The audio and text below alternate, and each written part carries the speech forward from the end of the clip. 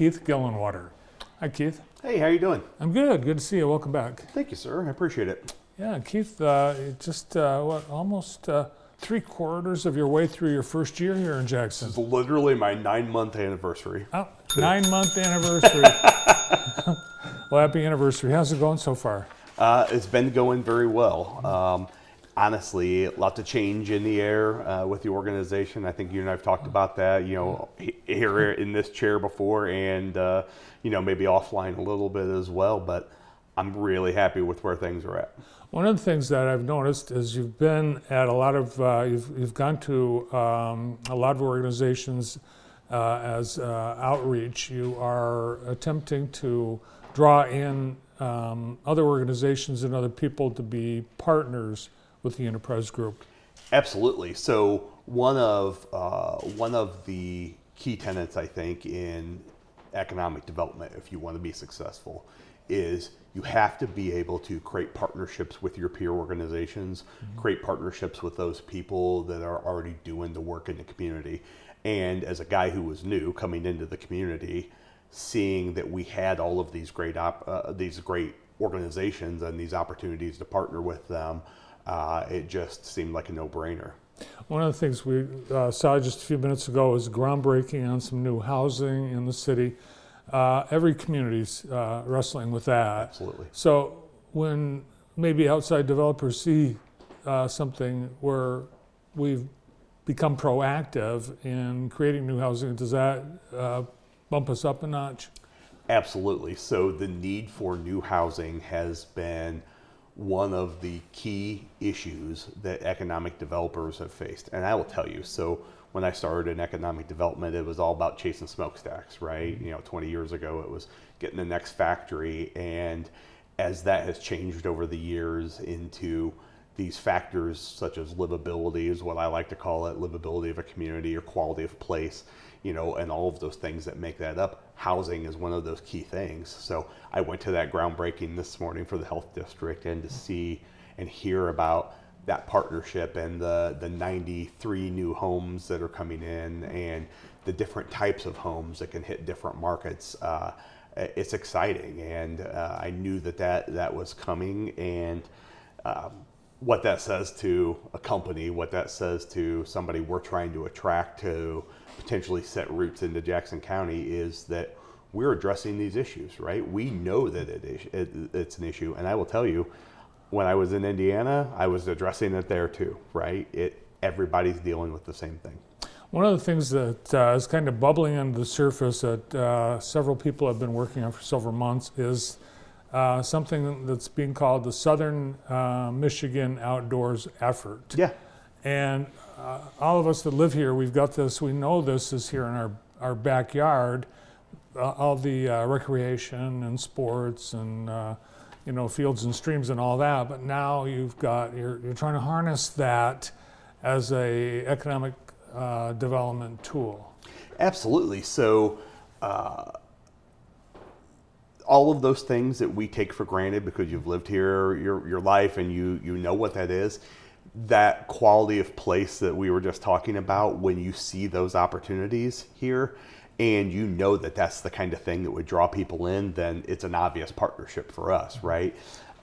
Region 2 has done a great job with that. Experience Jackson's done a great job with that. I was excited to be a part of this initiative. And so when I think from an economic development standpoint of outdoor recreation, I think of recreation businesses that can be started, recreation businesses or recreation-based businesses that can grow and expand, and it's a outdoor recreation. Southern Michigan Outdoors can be a lot of different things to a lot of different people. It could be lake, with the lakes and boating and fishing. It could be hunting. It could be cycling. It could be trail riding. It could be any number of things that we all have that opportunity to do here in Jackson County. And so I think it's such a great opportunity, and I was thrilled to be asked to be a part of it with Region 2 and with the Experience Jackson. Yeah, I think we all take it for granted.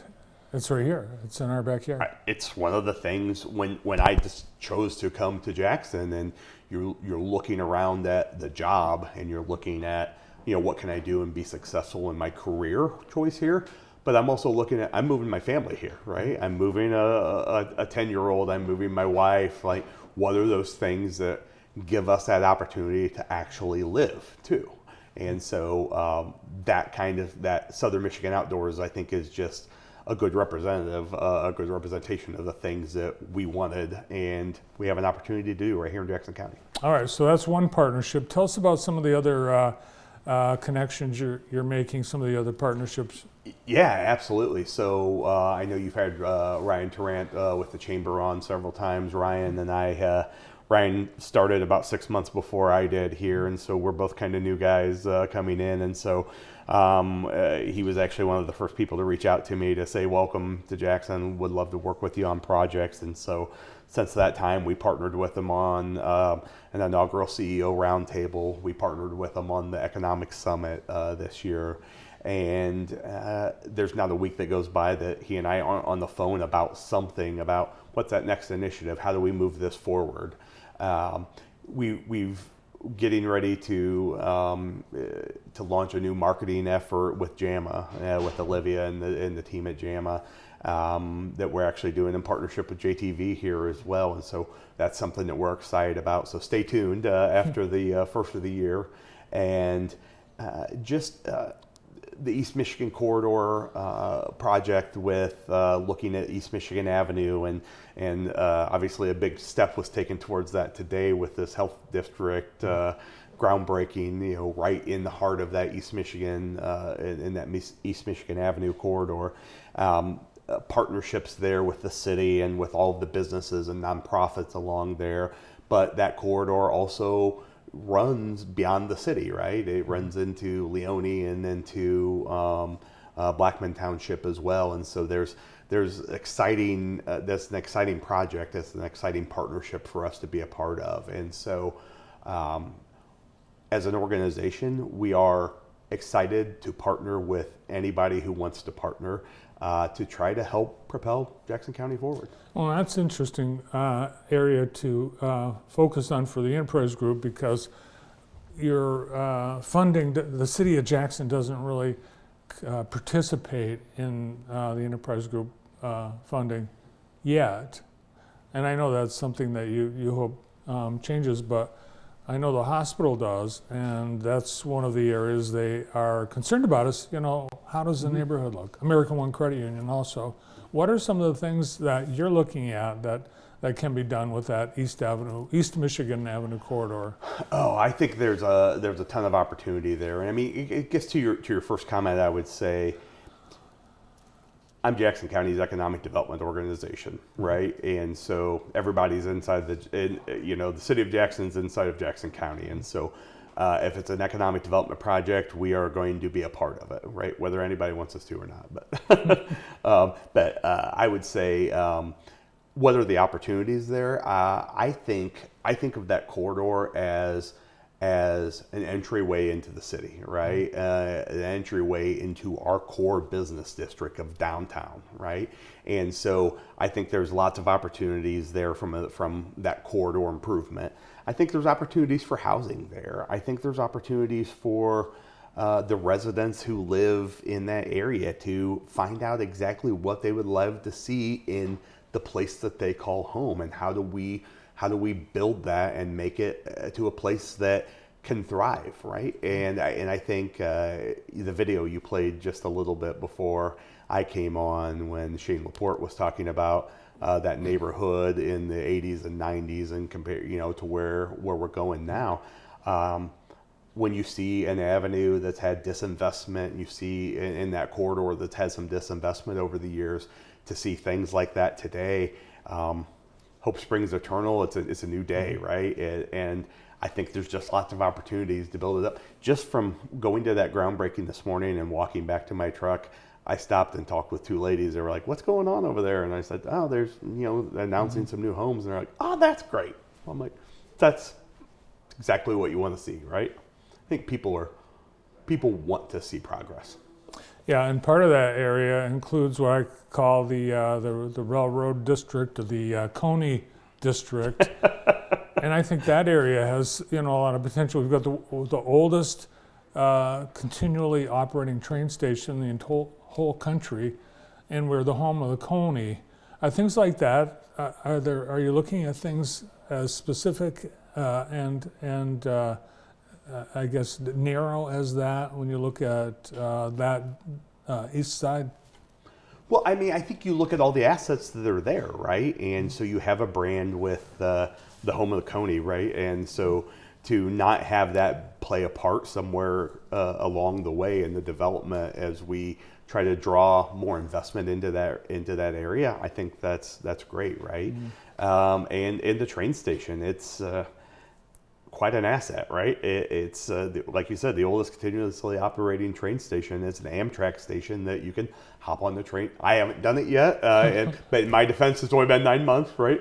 I love the idea of being able to hop on a train and go to Chicago and not drive and pay $75 to park. Yeah, it's awesome. Another thing we take for granted. Absolutely. I think.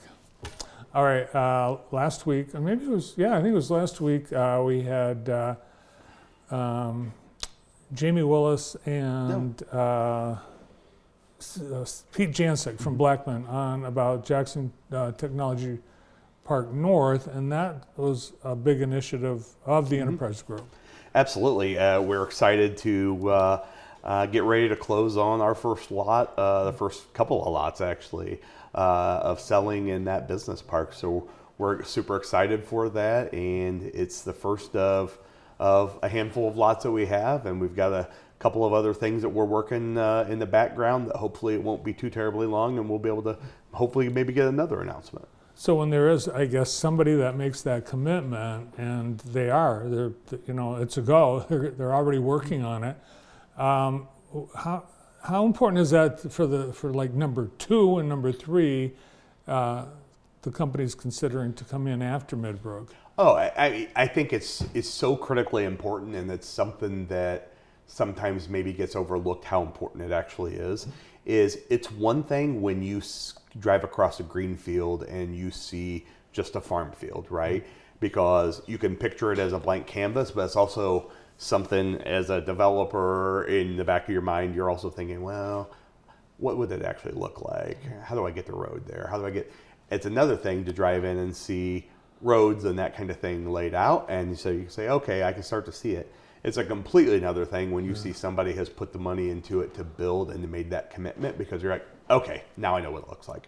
It's a critical piece to the calling card. Maybe a little fear of missing out too. Absolutely. You start seeing lots go, and then it becomes, oh, maybe I should go do that. Yeah. All right, it's Burger Week. Have you had a chance to sample any of the burgers of Jackson County? Not any of the Burger Week ones yet, but I have had more than my fair share of burgers in Jackson County since I've been here. All right, well, we appreciate you coming in and all that you guys are doing at the Enterprise Group. Awesome. Thank you very much for having me. You bet. And thank you for doing this. Good to see you, Keith. Yep. Keith Gillenwater, President and CEO of the Enterprise Group.